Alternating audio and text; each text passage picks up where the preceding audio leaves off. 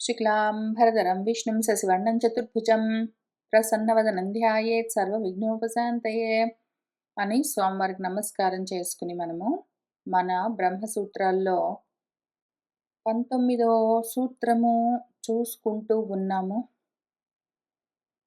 ఇప్పుడు అస్మిన్నస్య చ తద్యోగం శాస్తి అని చెప్తూ ఉన్నారు. కాబట్టి ఈ జీవభావనతో ఉన్నదేదున్నదో అది వెళ్ళి అసలు పరబ్రహ్మంలో ఉండిపోవడం, అది అయిపోవడం అన్నది శాసిస్తూ ఉంటుంది మనకు వేదము. అహం బ్రహ్మాస్మి తత్త్వమసి అని నేర్పిస్తూ ఉంటుంది. కాబట్టి ఇప్పుడు ఆనందమయం అంటే జీవము ప్రధానమైతే కాదు. అందుకని ఇదేమై ఉంటుంది ఇప్పుడు మన ఆనందమయ శబ్దం చేత తెలియబడుతూ ఉన్నది ఏది అని మనము తెలుసుకుంటూ వెళ్తూ ఉన్నాము. ఇప్పుడు ఈ ఆనందమయము తెలిసినవాడు కొంచెము వాడికి ఆనందమయం అర్థమైనా గూడా ఇంకా సంసార భయం నుంచి వాడు బయటపడిపోతాడు. అయితే ఈ ఆనందమయంతో ఏమాత్రం వీడు విడిపడి ఉన్నా గూడా ఆనందమయాన్ని పక్కన పెట్టి ఏదో అన్నమయము, ప్రాణమయము, మనోమయము, విజ్ఞానమయం అని వీటితో కూడి ఉన్నాడంటే మాత్రం ఆ సంసార భయం మళ్ళీ వాడికి తొలగదు అని చెప్పుకుంటూ వస్తూ ఉన్నాము. ఇప్పుడు ఇంత దూరం వచ్చి మన పూర్వపక్షి అడిగిన ప్రశ్నేమి అంటే అన్నమయము, ప్రాణమయము, మనోమయము, విజ్ఞానమయము అని చెప్తూ ఉన్నంత వరకు మయము అంటే ఆ మయట్ శబ్దంతో వికారార్థాన్ని చూపించి మళ్ళీ సడన్‌గా ఆనందమయం దగ్గరకొచ్చేసరికి వికారార్థం గాదు అది ప్రాచుర్యార్థం అని ఎందుకు ఆశ్రయిస్తున్నారు? ఆ అర్థాన్ని ఎందుకు మీరు స్వీకరిస్తున్నారు?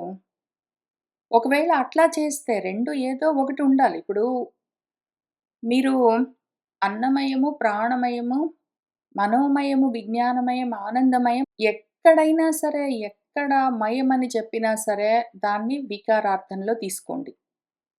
అన్నీ వికారాలే అని చెప్పండి.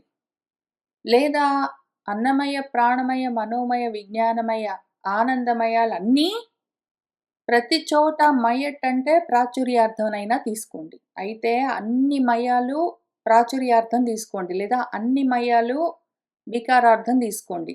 కొంత అది, కొంత ఇది ఎట్లా తీసుకుంటారండి మీరు అర్ధజరతి న్యాయంతో? ఆయన సగం ముసలివాడయ్యాడు అని ఎవరైనా చెప్తారా? ఆయన శరీరంలో ఇటు సైడ్ కుడివైపంతా వార్ధక్యం వచ్చిందండి. ఒకవైపంతా కుడి సైడంతా ఆయన జుట్టు తెల్లబడిపోయింది. అవయవాలన్నీ వదులైపోయాయి. కానీ ఎడమ సైడ్ మాత్రం ఆయన బాగా బలంగా ఉన్నాడు. జుట్టంతా నల్లగా నిగనిగలాడుతుందని ఎవరైనా చెప్తారా? సగం సగం అటు ఇటు ఉంటుందా? అర్ధ జరం ఎక్కడైనా ఉంటుందా? ఉంటే జర జర అంటే వార్ధక్యము. శాంతం ఉంటుంది ఎవరికైనా. లేదా తల వరకు మాత్రం ఆయన యువకుడిలాగా కనిపిస్తాడండి. మెడ నుంచి కింద అంతా ఆయన వృద్ధుడిలాగా ఉంటాడని ఎవరైనా చెప్తారా? ఉంటే అటైనా ఉండాలి, ఉంటే ఇటైనా ఉండాలి. అర్ధచరతి న్యాయంలాగా చెప్తున్నావేమి నువ్వు? ఇక్కడ పైగా చెప్తున్నది బ్రహ్మ విషయం. అసలు ఈ ప్రకరణమంతా బ్రహ్మన్ గురించి చెప్తూ ఉన్నందుకు ఆనందమయం అంటే నేను మయన్ శబ్దానికి ప్రాచుర్యార్థం తీసుకున్నాను అని చెప్తే, సరే మరి అట్లనే కానియండి మీరు చెప్పినట్టే. ఆ ప్రకరణమంతా బ్రహ్మన్ గురించి చెప్తూ ఉండడం వల్ల అన్నమయం దగ్గర నుంచి అన్నిటిని మీరు బ్రహ్మమే అనండి పోనీ. అదే ప్రసంగం చేయండి. మళ్ళీ ఎందుకు మాట మారుస్తున్నారు? 2 రకాలుగా చెప్తున్నారు. అంటే మరేం చేస్తాం చెప్పవలసి వస్తుంది. దానికి పెద్ద కష్టం గూడా లేదు ఆలోచించుకోవడానికి. కొంచెం చూస్తే తెలుస్తుంది. ముందు అన్నమయ్య కోశాన్ని చూపించి అంతవరకు చూసావా? సరే మరి దాని లోపల ఇంకోటుంది. అదిగో చూసావా ప్రాణమయ కోశం? మంచిది. ఆ ప్రాణమయ కోశం లోపల మళ్ళీ ఇంకోటుంది. అక్కడి దాకా వచ్చావా? హ్మ్. ఇప్పుడు దాని లోపల మళ్ళీ మనోమయం ఉంది. దాని తర్వాత మళ్ళీ దాని లోపల ఇంకొక విజ్ఞానమయం ఉంది. దాని లోపల మళ్ళీ ఇంకొకటి వేరేది ఆనందమయం ఉంది అని చెప్తూ, చెప్తూ ఆనందమయం దగ్గరికొచ్చిన తర్వాత మాత్రం ఇంకేమీ చెప్పలేదు. వేరే ఇంకొకటి చెప్పలేదు గాబట్టి, మిగిలినవన్నీ దీనికి శరీరాలు. ఇది శరీరి అని చూసుకుందాము. ఆ విధంగా శరీరి ఆత్మ అవుతుంది, బ్రహ్మ అవుతుంది. శరీరాలన్నీ దాని ఉపాధులవుతాయి అని చూసుకున్నాము. ఇంకా పోనీ అట్లా అంటే గూడా ఆనందమయము నువ్వన్నట్టు శరీరి అనుకుందాము. మిగిలినవన్నీ ఆనందమయం పైన ఉన్న విజ్ఞానమయము, దాని పైన ఉన్న మనోమయము, దాని పైన ఉన్న ప్రాణమయము, దాని పైన ఉన్న అన్నమయము ఇవన్నీ దాని శరీరాలనుకుందాం. పోనీ అక్కడికి ఆగిందా మన తైత్తిరీయోపనిషత్తు ఏం చెప్పింది?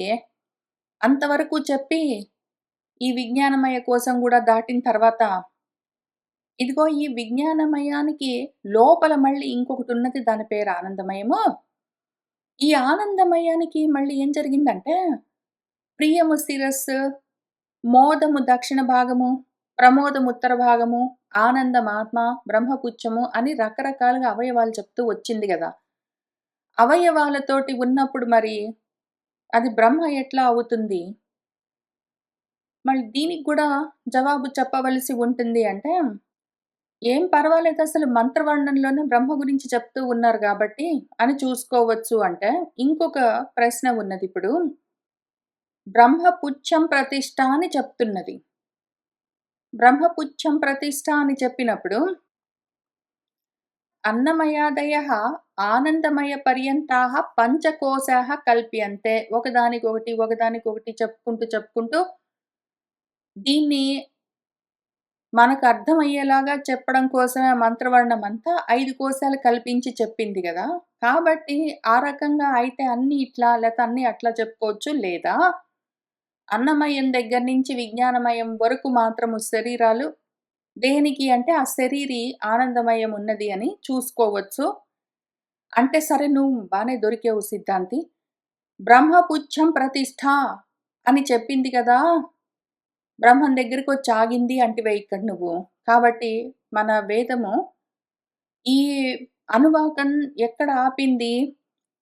తస్మాత్ విజ్ఞానమయాత్ విజ్ఞానమయం కన్నా లోపల అన్యంగా వేరేగా అంతరంగా ఆత్మ ఒకటున్నదది ఆనందమయం అని చెప్పి దానికి ఇవన్నీ భాగాలని చెప్తూ బ్రహ్మపుచ్చం ప్రతిష్ఠ దగ్గర ఆపింది గదా! ఇక్కడ దొరికావు నువ్వు. బ్రహ్మ దేనికి పుచ్చము? దేనికి ప్రతిష్ఠ? ఆనందమయానికి గదా! ఆనందమయానికి బ్రహ్మ పుచ్చం. అంటే బ్రహ్మ ఆనందమయానికి ఒక భాగము, అంగం అయ్యిందా లేదా? ఆనందమయానికి బ్రహ్మ ఒక భాగమయ్యింది. దాని పుచ్చ భాగం అయ్యిందిప్పుడు. అట్లాంటప్పుడు ఆ రకంగా ఆనందమయానికి బ్రహ్మము పుచ్చ భాగమైతే, పుచ్చమైతే అదొక భాగమవుతుంది గదా! అట్లాంటప్పుడు బ్రహ్మ స్వప్రధానంగా ఉంటుంది. దానికి వేరే ప్రధానం అవసరం లేదు. అదే స్వయంగా ప్రధానమై ఉంటుంది. దానికి స్వప్రాధాన్యత ఉన్నది అని ఎట్లా చెప్తావు?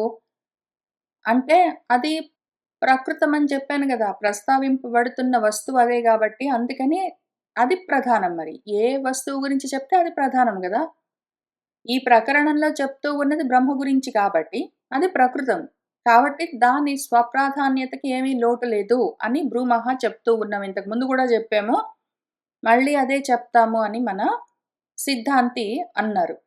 అప్పుడు మళ్ళీ మన పూర్వపక్షి ఒక ప్రశ్న వేస్తున్నారు. నను ఆనందమయ అవయవత్వే అపి బ్రహ్మణి విజ్ఞాయమానే న ప్రకృతత్వం హీయతే ఆనందమయస్య బ్రహ్మత్వాత్ ఇతి. ఆనందమయానికి అవయవాలున్నాయి అంటే, ఉండని నష్టమేముంది ఇప్పుడు? బ్రహ్మ గురించి చెప్తూ ఉన్న సమయంలో ఆనందమయానికి బ్రహ్మ అవయవమైతే మాత్రము ఆ ప్రకృతత్వానికి హాని ఏమున్నది? ఆనందమయమే బ్రహ్మ. ఆనందమయానికి బ్రహ్మ పుచ్చమైతే మాత్రము ఆనందమయమే బ్రహ్మ అని చెప్పుకున్నప్పుడు బ్రహ్మ యొక్క ప్రకృతత్వానికి హాని లేదు గదా! అని మన పూర్వ పక్షులు ప్రశ్నిస్తున్నారు. ఇక్కడి నుంచి మళ్ళీ దీని గురించి జవాబంతా ఉంటుంది. మనం దీన్ని ముందు ఈ ఉపనిషత్తుతో చూసుకుందాము. అక్కడ కింద ఇక్కడి నుంచి జరగబోయేదేంటో, అసల డిస్కషన్ దేని గురించి జరుగుతుందో, వాళ్ళు ఏ విధంగా దాన్ని దాటుతూ వెళ్తారో అది చూసుకుందాము. ఇప్పుడేమి అంటే, ముందు మన ఉపనిషత్తు ఇక్కడ ఒక్కొక్కటి చెప్తూ వస్తూ ఉంటుంది. ఇక్కడ ద్వితీయ బ్రహ్మానందవల్లిలో పంచకోశాల గురించి చెప్తూ ఉంటారు. పంచకోశ వివరణ ఇక్కడ మొదలైంది మనకు. అప్పుడేమైందంటే అన్నం నుంచి ప్రజలంతా కలుగుతూ ఉంటారు. అందులో ఆ అన్నమయ కోశానికి లోపల అన్యహ అంతరంగా ప్రాణమయమన్న ఒక ఆత్మ ఉన్నది. ఈ ప్రాణమయ కోశానికి ప్రాణమే శిరస్సు, వ్యానము దక్షిణ పక్షము, అపానము ఉత్తర పక్షము, ఆకాశం ఆత్మ, పృథివీ పుచ్చం ప్రతిష్ఠ అని ఈ శ్లోకాన్ని ఇక్కడ పూర్తి చేసింది. ప్రాణాపాన ఉదాన సమాన అని చాలా వాయువులుంటాయి. ఇక్కడ ప్రాణాపాన వ్యాన అని 3 వాయువులతో పాటు ఆకాశాన్ని పృథివిని కలిపి ఆ ప్రాణమయ కోశాన్ని ఇక్కడ చూపించింది ద్వితీయ అన్వాకంలో మన ఉపనిషత్తు. తర్వాత తృతీయ అణ్వాకం. ఈ ప్రాణమయ కోశానికి లోపల మనోమయమన్న ఆత్మ ఒకటి ఉంటుంది వేరుగా. ఇది కూడా పూర్ణమే. దీనికి యజుహు శిరస్సు, రుక్కు దక్షిణ పక్షము, సామము ఉత్తర పక్షము, ఆదేశం ఆత్మ, అధర్వాంగిరసః పుచ్చం ప్రతిష్ఠ అని చూపిస్తూ వస్తూ ఉన్నది. దాంతో తృతీయ అనువాకాన్ని పూర్తి చేసింది. చతుర్థ అనువాకంలో మళ్ళీ ఇక్కడ విజ్ఞానమయ కోశం అని చెప్తూ దానికి శ్రద్ధ శిరస్సు, ఋతము దక్షిణ పక్షము, సత్యం ఉత్తర పక్షము, యోగమాత్మ, మహః పుచ్చం ప్రతిష్ఠ ఇది ఈ శ్లోకము అన్నది.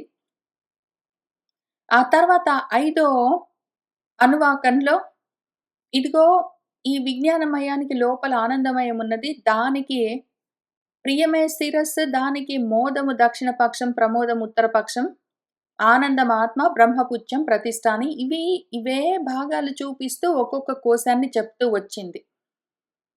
అయితే ఇంతవరకు దాని లోపల ఒకటుంది, దాని లోపల ఒకటుంది, దాని లోపల ఒకటుంది, దాని లోపల ఒకటుందని 4 చెప్పి, 4వ దాని తర్వాత లోపల ఒకటుందని ఇంకేం చెప్పలేదు. ఇది ఇక్కడికి ఆపేసింది మన ఉపనిషత్తు.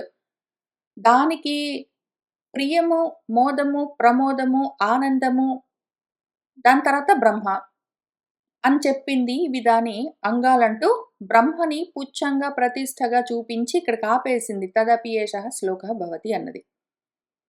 అని ఆ పంచమ అనువాకం తర్వాత మళ్ళీ ఇంకా ఈ ఆనందమయ కోశానికి లోపల ఇంకోటుంది అని చెప్పలేదు. ఆ తర్వాత అదేం చేసిందంటే, అసన్నేవ సహ భవతి అసత్ బ్రహ్మ ఇతి వేద చేత్ అస్తి బ్రహ్మ ఇతి చేత్ వేద సంతం ఏనం తతః విదుః అన్నది. ఇంకా వెంటనే అది చెప్పడం ఏం మొదలుపెట్టిందంటే, ఎవరైనా అసత్ బ్రహ్మను వేద చేత్ తెలుసుకున్నాడంటే, అసత్ బ్రహ్మని తెలుసుకున్నాడంటే, బ్రహ్మని అసత్తుగా తెలుసుకున్నాడంటే, బ్రహ్మ లేడు అనుకున్నాడంటే, సహ వాడు అసత్ ఏవ భవతి, వాడు కూడా అసత్ అయిపోతాడు. బ్రహ్మను తెలుసుకోకపోతే వాడు అసత్ అయిపోతాడు. ఒకవేళ వాడు బ్రహ్మ అస్తి చేత్ ఇతి వేద, బ్రహ్మం ఉన్నది అని తెలుసుకున్నాడంటే, ఆ బ్రహ్మం ఏంటో తెలుసుకున్నాడంటే, ఏనం వాణ్ణి ఆ తెలుసుకున్న వాణ్ణి సంతం అని విదుహు తెలుసుకుంటారు. బ్రహ్మం ఉన్నది అని తెలుసుకున్న వాణ్ణి ఓహో వీడున్నాడు అనుకుంటారు. బ్రహ్మము ఉన్నదేంటో తెలియకపోతే వాడు ఉండడు, మాటి మాటికి మృత్యు పాలైపోతూ ఉంటాడు అని మన ఉపనిషత్తు చెప్తూ, అది తర్వాత ఇంక అక్కడి నుంచి కొంచెం కిందికొచ్చి ఈ బ్రహ్మానందము అంటే ఏమి అని ఎక్స్‌ప్లెయిన్ చేస్తూ, ఆ బ్రహ్మానందం మీమాంస డిస్కషన్ చేస్తూ ఉన్నది. చేసి అందులో చివరన అదేం చెప్పిందంటే, ఏతమన్నమయ ఆత్మానం ఉపసంక్రామతి, ఇదిగో వీడి అన్నమయ ఆత్మను దాటుతాడు. ఏతం ప్రాణమయం ఆత్మానం ఉపసంక్రామతి, వాడు ప్రాణమయ ఆత్మను దాటుతున్నాడు. ఏతం మనోమయ ఆత్మానం ఉపసంక్రామతి, వాడు మనోమయ ఆత్మను దాటుతున్నాడు. ఏతం విజ్ఞానమయం ఆత్మానమ ఉపసంక్రామతి, వాడు విజ్ఞానమయమన్న ఆత్మను గూడా దాటుతున్నాడు అని అక్కడికి ఆపేయాలింక. ఒకవేళ ఆనందమయము అన్నది బ్రహ్మమై ఉంటే, ఇంకా ఇక్కడికొచ్చాడు వీడిక్కడ అదే అయిపోయాడు అని చెప్పి ముగించాలి మంత్రము. కానది అట్లా చేయట్లేదు. అది అక్కడికొచ్చిన తర్వాత ఆనందమయాన్ని గూడా ఏతం ఆనందమయం ఆత్మానం ఉపసంక్రామతి అనే అన్నది. వాడు అన్నమయాన్ని దాటి, ప్రాణమయాన్ని దాటి, మనోమయాన్ని దాటి, విజ్ఞానమయాన్ని దాటి, ఆనందమయాన్ని దాటి అని జెప్పి తదపి ఏషః శ్లోకః భవతి, ఇదిగో ఈ విధంగా ఉన్నది శ్లోకము అని అష్టమో అనువాకాన్ని పూర్తి చేసింది. చేసి అదేమన్నదంటే యతో వాచో నివర్తంతే అప్రాప్య మనసా సహా ఆనందం బ్రహ్మణః విద్వాన్ న బిభేతి కుతశ్చన ఇతి. ఎక్కడికెళ్ళైతే వాక్కులన్నీ ఆగిపోతాయో, ఇంక దాని గురించి చెప్పలేక వెనక్కి తిరుగుతాయో, వాక్యే గాదు మనసు గూడా దాన్ని పట్టుకోలేదో, మనసుతో సహా మాట వెళ్ళి 2 వెనక్కి తిరుగుతాయో, అదేదున్నదో ఆ ఆనందము బ్రహ్మము. అది బ్రహ్మణః ఆనందం, బ్రహ్మానందం.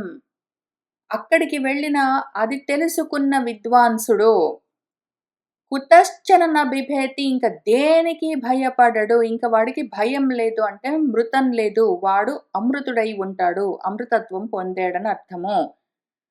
ఇతి బ్రహ్మానందవల్లి సమాప్త అని ముగించేసింది మన తైత్తిరీయోపనిషత్. దీనివల్ల మనకిప్పుడు ఏమర్థమైతుంది? ఆనందమయ కోశాన్ని కూడా దాటాలి అని ఒక విషయం అర్థమైతుంది.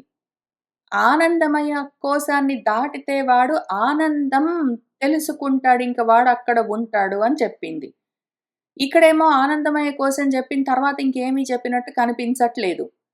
మరి మనం ఏం జెయ్యాలి అని ఇంక ఆలోచించుకోవాలి గదా! అందుకని మన ఆలోచన ఏంటంటే ఇప్పుడు, ఇక్కడే ఉన్నదో ఏమో ఆ క్లూ, ఆ కీ ఇక్కడున్నట్టున్నది చూద్దాము అని మన శంకర్ల వారేమంటున్నారంటే, ఎందుకు అంటే మన బ్రహ్మసూత్రాలు అట్లా చెప్తూ ఉన్నాయి గాబట్టి. బ్రహ్మసూత్రాల్లో నుంచి మన శంకర్ల వారు ఈ విషయాన్ని బయటికి తీస్తున్నారు. ఒకటేంటంటే, అన్నమయము, ప్రాణమయం, మనోమయం, విజ్ఞానమయం అని చెప్పి, ఆనందమయం అని చెప్పిన తర్వాత వేరే ఇంకేం కోశం చెప్పలేదు. కాబట్టి ఆనందమయమే ఇప్పుడు మన బ్రహ్మమా? అవునా? కాదా? అని చాలా సూత్రాల్లో చూసుకుంటూ వచ్చాము. అయితే ఏమైంది? ఇక్కడి నుంచి కిందికి వెళ్ళిన తర్వాత అది వెంటనే ఆనందమయ కోశాన్ని గూడా దాటాలి. ఆ దాటిన వాడికి ఆనందం తెలుస్తుందని చెప్పింది. అట్లా చెప్పింది గాబట్టి, ఇక్కడ ఏముందో చూసుకుందాము. అదేమన్నదంటే, ఇదిగో ఈ విజ్ఞానమయం కన్నా లోపల వేరేగా ఆనందమయం ఉన్నది.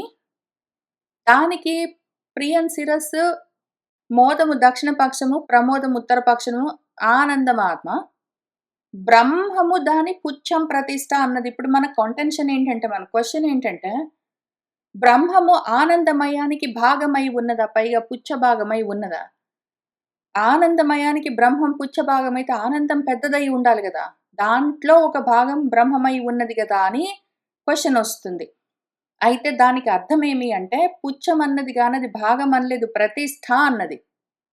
బ్రహ్మము వీటన్నిటికి ఆధారము అన్నది. అంటే ఏమి? ఇక్కడ కింద అన్నిటికి లోపల సూక్ష్మంగా బ్రహ్మం ఉన్నదనుకోండి. ఆ బ్రహ్మము దాని పైన ఉన్న ఆనందమయ కోశము, దాని పైన ఉన్న విజ్ఞానమయ కోశము, దాని పైన ఉన్న మనోమయ కోశము, దాని పైన ఉన్న ప్రాణమయ కోశము, దాని పైన స్థూలంగా కనిపిస్తున్న ఈ స్థూల దేహము అన్నమయ కోశం, వీటన్నిటికి ఆధారమేమి? అన్నమయ, ప్రాణమయ, మనోమయ, విజ్ఞానమయ, ఆనందమయ కోశాలన్నిటికీ ఆధారమేమి? బ్రహ్మము. అది ప్రతిష్ఠ అయి ఉన్నది. ఒకవేళ ఎవడైనా సరే అన్నమయ కోసమే నేను అనుకున్నాడంటే వాడికెప్పుడూ మరణం ఉంటుంది. ఎందుకు అంటే అన్నంతో తయారైన శరీరం ఉండదు. జరామరణాలు స్థూల దేహానికి, ఆ అన్నమయ కోశానికి ఉండే లక్షణాలు. దానికి వ్యాధులు ఉంటాయి, జరా ఉంటుంది, మరణము ఉంటుంది. కాబట్టి వాడికి బ్రహ్మం తెలియదు.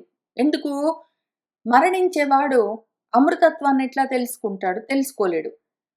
కాబట్టి అక్కడి నుంచి వాడు ఓహో! ఇది నేను కాదు. అని చూసుకుని, పోనీ లోపల ఉన్న ప్రాణమయ కోసం నేనా అని ఆలోచించుకుంటే, ప్రాణాలు గూడా ఒకసారుంటాయి, ఒకసారి ఉండవు. ప్రాణానికి గూడా కాల పరిమితి ఉంటుంది. కాబట్టి అది కూడా నేను గాదు. పోనీ దాని వెనకాల ఉన్న మనోమయం నేనా అంటే, ఏదో సుషుప్తి అవస్థలో అసలు మనసు కూడా ఉండదు. అసలు మేలుకున్నప్పుడు గూడా చాలా సార్లు మనమే మనసు లేదండి దాని మీద నాకు అని చెప్పుకుంటూ తిరుగుతాము.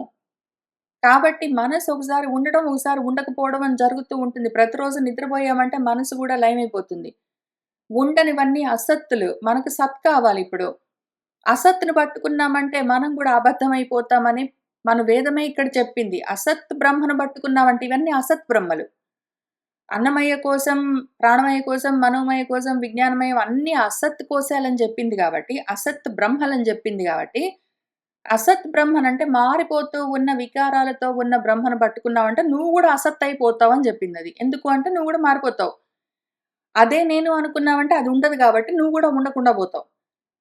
అయితే ఒకవేళ నువ్వు సత్తును పట్టుకుంటే మాత్రం అదే అయి ఉన్నావు అని అందరూ తెలుసుకుంటారని జెప్పాడు. కాబట్టి ఆ సత్తేంటో తెలుసుకోవాలిప్పుడు. మనసు గూడా ఓసారి ఉంటుంది, ఓసారి ఉండదు మనకు. అది గూడా అసత్ బ్రహ్మ అని తెలుస్తున్నది. దాని తర్వాత దాని వెనకాల దాని లోపల దానికి వేరుగా విజ్ఞానమయ కోశముంది. విజ్ఞానం గూడా మార్పులతో ఉంటుందది. ఒకరోజున్న జ్ఞానం ఒకరోజు ఉండదు. మారిపోతూ ఉన్న జ్ఞానం గూడా మనకు పనికిరాదు. అది గూడా అసత్ బ్రహ్మ అవుతుంది. దాని లోపల ఉన్న ఆనందం కూడా మళ్ళీ ప్రాబ్లమ్ ఏంటంటే ఎప్పుడూ తెలియదు ఆ ఆనందం. ఏదో దీర్ఘ నిద్ర సమయంలో, గాఢ నిద్ర సమయంలో, సుషుప్తి అవస్థలో మనసుతో సహా, బుద్ధితో సహా అన్నీ లయమైపోయినప్పుడు, నాలో నేనే ఉన్న సమయంలో తెలియదప్పుడు గూడా. మీనాకి తెలియదు. మీనా నిద్ర లేచిన తర్వాత చాలా సంతోషంగా నిద్రబోయాను అన్నంత వరకు మాత్రం తెలుస్తుంది నిద్ర లేచిన తర్వాత గానీ, అసలక్కడ నిద్రబోయినప్పుడు ఏం చేశావంటే ఏమీ లేదు తెలీదింకా. అటువంటి ఆనందము ఎప్పుడూ ఉంటుందా? మెలుకున్నప్పుడుందా? స్వప్నావస్థలో ఉందా? అది గూడా ఒక్కొక్కసారి ఉంటుంది, ఒక్కొక్కసారి ఉండదు. ఇప్పుడు ఆ ఆనందమయం కోసం గూడా అదిచ్చే ఆనందం గూడా అప్పుడప్పుడు ఉంటుంది, అప్పుడప్పుడు ఉండదని తెలుస్తూనే ఉన్నది. కాబట్టి అది కూడా అసత్ బ్రహ్మ అయిపోయిందిప్పుడు. ఈ అసత్ బ్రహ్మలైన ఈ పంచకోశాలకి ఏది ఆధారమై ఉన్నది? ఆ బ్రహ్మ.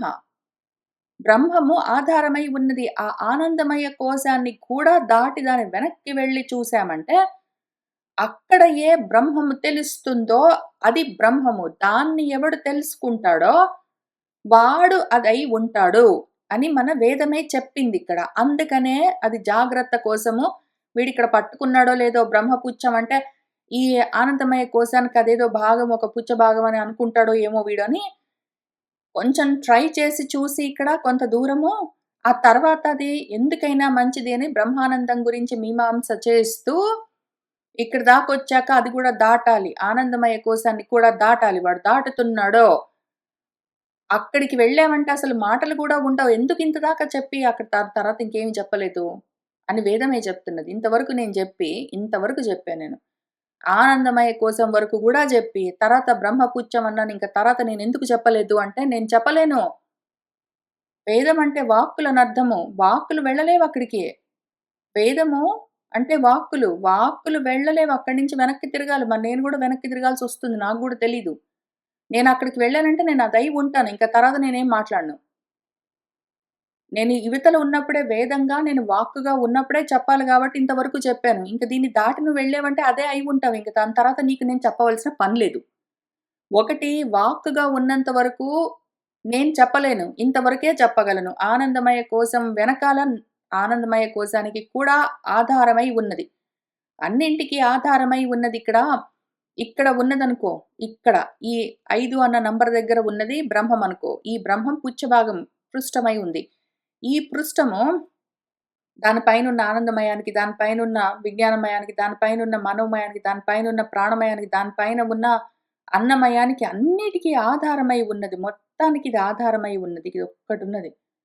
నేను ఇంతవరకు చెప్పగలను. ఇక్కడికెళ్ళావంటే అదయిపోతావు. నేనైనా సరే అక్కడికెళ్ళానంటే అదయిపోతాను. ఇంక నిశ్శబ్దం అయిపోతాను నేను. వాక్కు గూడా, అది గూడా ఇంక ఆగిపోతుంది. వేదం గూడా నిర్వేదం అయిపోతుంది. ఇంకప్పుడు శబ్దం గూడా మౌనమైపోతుంది. నిశ్శబ్దమైపోతుంది. ఇంకా అప్పుడు నేను చెప్పినా నీకర్థం గాదు. నీకు వినపడదు. ఎందుకు అంటే నువ్వు ఇక్కడుండి వింటావు గదా! ఇక్కడుంటావు. ఇక్కడుండి వింటూ ఉన్న టైంలో వాక్కులు గావాలి, శబ్దాలు గావాలి, మనసు ఆలోచిస్తూ ఉండాలి, బుద్ధి పనిజేస్తూ ఉండాలి, వీటికి శరీరం ఉండాలి, ప్రాణం నడుస్తూ ఉండాలి. ఇవన్నీ ఉన్నాయంటే వాటితో పాటు చెప్పుకోగలిగింది ఇంతవరకే. ఇంకా తర్వాత దాటావంటే అదయిపోతాం మనము. నువ్వైనా, నేనైనా. అదయిన తర్వాత ఇంక చెప్పుకోవాల్సిన అవసరం గూడా లేదు. అంతవరకే చెప్పొచ్చు. దీని గురించి చెప్పలేము. ఎందుకంటే అక్కడికెళ్తే అదైతాం. అని మన వేదము ఇంత జాగ్రత్తగా దాన్ని చెప్పింది. ఇప్పుడు మనము ఇదంతా ఇక్కడున్న డిస్కషన్‌లో, ఈ భాష్యంలో చూసుకుంటూ వెళ్దాం జాగ్రత్తగా. కాబట్టి సిద్ధాంతి గారు, ఆనందమయానికి బ్రహ్మ భాగం కావచ్చు గదండీ! అయితే మాత్రం నష్టమేమి? అత్ర ఉచ్యతే చెప్తా పట్టు. తథా సతి తదేవ బ్రహ్మానందమయః ఆత్మ అవయవీ తత్యేవ చ బ్రహ్మపుచ్చం ప్రతిష్ఠా అవయవః ఇతి అసామంజస్యం స్యాత్ కాగలదు. తథా సతి అట్లా ఉంది అనుకో. అట్లానే ఉన్నది అనుకో. బ్రహ్మ ఆనందమయము అన్నదానికి దాన్ని ఆత్మ అని పిలుస్తున్నది మన వేదము. ఆనందమయాన్ని గూడా అది ఆత్మ అంటుంది. ఆనందమయాన్ని గూడా ఆత్మ అంటుంది. విజ్ఞానమయాన్ని గూడా ఆత్మ అంటుంది. ప్రాణమయాన్ని గూడా ఆత్మ అంటుంది. మనోమయాన్ని ఆత్మ అంటుంది. అన్నిటిని ఆత్మ అనే పిలుస్తుందది. ఆత్మ అంటే రూపం, స్వరూపం అని దాని రూపం అది. అదొక రూపాన్ని తీసుకొనుంది. బ్రహ్మ ఒకవేళ ప్రతిష్టగా, పుచ్చంగా బ్రహ్మ ఆనందమయానికి అవయవము అయ్యి, ఆనందమయమై ఉండి అది ఆ బ్రహ్మ తానే అవయవి అంటే శరీరి అయ్యి. ఆనందమయము, బ్రహ్మము 2 ఒకటే అనుకుంటే అది శరీరి అవుతుంది. దేహి లేదా అవయవి అవుతుంది. ఇప్పుడు ఆనందమయానికి బ్రహ్మ పుచ్చము, ప్రతిష్ఠ, అవయవము అన్నామంటే అది అవయవం కూడా అవుతుంది. ఒకటేసారి అవయవము, అవయవి, శరీరము, శరీరి, దేహము, దేహి ఎట్లా అవుతుంది? సమంజసంగా ఉండదు. కాబట్టి ఆ 2 వేరై ఉండాలి. అన్యతర పరిగ్రహేతు యుక్తం బ్రహ్మపుచ్చం ప్రతిష్ఠా ఇతి అత్రైవ బ్రహ్మనిర్దేశః ఆశ్రయితుం బ్రహ్మశబ్ద సంయోగాత్. అయితే ఒక విచిత్రం ఏంటంటే ఇంతవరకు చెప్పి అది పైనుంచి ఇంతవరకు ఈ మొత్తం పంచకోశ వివరణ చేస్తూ ఉన్న సమయంలో, పంచకోశ వివరణ చేస్తూ ఉన్నప్పుడు అసలు చెప్పుకుంటూ ఉన్న ప్రకరణమంతా బ్రహ్మ గురించే. కానీ ఒకదాని లోపల దానికి వేరుగా ఇంకోటుంది. దాని లోపల వేరుగా ఇంకోటుంది. దానికి లోపల వేరుగా ఇంకోటుందని చెప్పుకుంటూ వేరే వేరే ప్రతిష్టలన్నీ చెప్పుకుంటూ వచ్చింది. ఇక్కడ పృథివీ పుచ్చం ప్రతిష్ఠ అన్నది. ఇక్కడ అథర్వ అంగిరసః పుచ్చం ప్రతిష్ఠ అన్నది. ఇక్కడ మహః పుచ్చం ప్రతిష్ఠ అన్నది. ఇక్కడ బ్రహ్మపుచ్చం ప్రతిష్ఠ అన్నది. మొదటిసారి బ్రహ్మ అన్నది. అసలది మొదలుబెట్టడమే బ్రహ్మ అన్న ప్రకరణము బ్రహ్మ అని మొదలుబెట్టింది. అసలు బ్రహ్మానందవల్లి అని పైగా మొత్తం సెక్షన్ అంతా అదే పేరుతో మొదలుబెట్టి, బ్రహ్మ గురించి చెప్తాను అని ఉపనిషత్తంతా కూర్చుని, బ్రహ్మపుచ్చం అన్న దగ్గర ఆపింది. ప్రతిష్ఠ అది ఆధారం అన్నిటికి అని అక్కడ బ్రహ్మం దగ్గర ఆపింది కదా! కాబట్టి బ్రహ్మం దగ్గర మనం ఫోకస్ చేద్దాం. ఈ బ్రహ్మం దగ్గర ఆపిందది. ఆనందమయం దగ్గర ఆపలేదు. మనం ఇంతకు ముందు కంగారులో ఆనందమయం దగ్గర ఆపింది గాబట్టి, ఆనందమయమే ఆత్మ, బ్రహ్మ అయ్యుండొచ్చు అనుకున్నాము. అట్లా అనుకుంటాం గాబట్టి అది కింద అది గూడా దాటుతున్నాడు వాడు. దాటిన తర్వాతే వాడికి అదేంటో తెలుస్తుంది. అప్పుడు వాడు అదే అవుతాడు అని పాపం చెప్పింది. కాబట్టి ఇక్కడ ఆగొద్దు మనము. ఇక్కడ చెప్పిందది. అయితే ఇక్కడ చెప్పింది గాబట్టి ఆనందమయానికి ఇది భాగం అనుకోరాదు. అన్నిటికి ఇది ప్రతిష్ఠ అనుకోవాలి. ఇప్పుడు ఇక్కడ బ్రహ్మ అన్న నిర్దేశము, ఆదేశము దాన్ని ఉద్దేశించి చెప్పింది ఇక్కడే గదా! బ్రహ్మపుచ్చం ప్రతిష్ఠ దగ్గరే బ్రహ్మ శబ్దాన్ని వాడుతూ బ్రహ్మాన్ని ఉద్దేశించే చెప్తూ ఉన్నది అని తీసుకుందాం మనము. అప్పుడు న ఆనందమయ వాక్యే బ్రహ్మశబ్ద సంయోగ అభావాత్ ఇతి. ఆనందమయం అని చెప్తున్న వాక్యంలో ఎక్కడైనా ఈ మొత్తము అనువాకంలో బ్రహ్మం అన్నదా? ఆనందమయాన్ని గురించి చెప్తూ ఉన్న సందర్భంలో అనలేదది. ఆనందమయం అన్నదంతే, అది బ్రహ్మ అనలేదు. ఇక్కడ మాత్రం అది దానికి ప్రతిష్ఠ బ్రహ్మము అని చెప్పింది. కాబట్టి ఆనందమయం అన్న చోట బ్రహ్మ అనలేదది. ఆనందమయాన్ని ఉద్దేశించి బ్రహ్మ అన్న శబ్దాన్ని ప్రయోగించలేదు. బ్రహ్మ అన్న శబ్దాన్ని ఉద్దేశించి బ్రహ్మపుచ్చం, బ్రహ్మ ప్రతిష్ఠ అని చెప్పిందది. కాబట్టి మనము దాన్ని జాగ్రత్తగా చూసుకోవాలి. అపి చ బ్రహ్మపుచ్చం ప్రతిష్ఠ ఇతి ఉక్త్వా ఇదముచ్యతే. అది బ్రహ్మపుచ్చం ప్రతిష్ఠ అని చెప్తూ ఏమన్నది? వెంటనే అదేమన్నదంటే తదపి ఏషః శ్లోకః భవతి. అది విషయము, ఈ శ్లోకం చెప్తున్నది, ఈ మంత్రం చెప్తున్న విషయం ఇది. అది తెలుసుకున్నారంటే అదే అవుతారు, తెలియకపోతే అసత్ అయిపోతారు అని చెప్పింది. అదేమన్నది? తదపి ఏషః శ్లోకః భవతి అసన్నేవ సహ భవతి అసద్బ్రహ్మ ఇతి వేద చేత్ అస్తి బ్రహ్మ ఇతి చేత్ వేద సంతమేనం తతః విదుః ఇతి అని చెప్పింది. ఒకవేళ వాడు బ్రహ్మని తెలుసుకోకపోతే ఏదో ఒకదాన్ని చూసి బ్రహ్మ అనుకుంటే వాడు అసత్ అయిపోతాడు. ఇది బ్రహ్మ అని తెలుసుకున్నాడంటే మాత్రం వాడు అదే అయి ఉన్నాడు అని తెలుసుకుంటూ ఉంటారు అని చెప్పింది. అస్మిన్శ్చ శ్లోకే అననుకృష్య ఆనందమయం బ్రహ్మణః ఏవ భావాభావ వేదనయోః గుణదోషాభిధానాత్ గమ్యతే.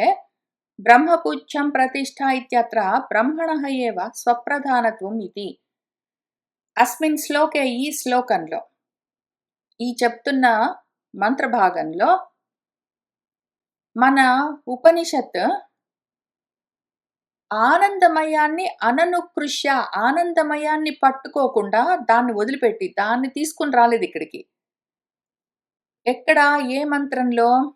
ఇక్కడికి ముగించేసింది. మన ఉపనిషత్తుకి ఎంత తెలివితేటలంటే ఈ పంచమ అనువాకాన్ని ఇక్కడికి ముగించేసింది. అది ఆనందమయాన్ని చెప్తూ ఉన్న సెక్షన్‌ని ఇక్కడికి క్లోజ్ చేసి బ్రహ్మపుచ్చం ప్రతిష్ఠ దగ్గర దాన్ని ఆపి తర్వాత మళ్ళీ ఫ్రెష్‌గా నెక్స్ట్ సెక్షన్, నెక్స్ట్ అనువాకము, నెక్స్ట్ మంత్రము, నెక్స్ట్ శ్లోకం మొదలుపెట్టిందది. ఈ మొదలుపెట్టిన శ్లోకంలో ఎక్కడ ఆనందమయాన్ని తీసుకొని రాలేదు. అసలు ఆ మాటే మాట్లాడలేదది. అసలు ఆ మాటే మాట్లాడలేదు. అంతకన్నా ముందు అది బ్రహ్మపుచ్చం ప్రతిష్ఠ అని బ్రహ్మం అన్న శబ్దాన్ని వాడింది. వాడి వెంటనే ఇది మన శ్లోకం అన్నది. అని వెంటనే నెక్స్ట్ శ్లోకంలో అసత్తుని తెలుసుకున్నావంటే, అంటే పైన చెప్పిన విషయాలు నువ్వు అసత్తును పట్టుకున్నావంటే నువ్వు అసత్ అయిపోతావు. సత్తును పట్టుకో అని చెప్పిందది.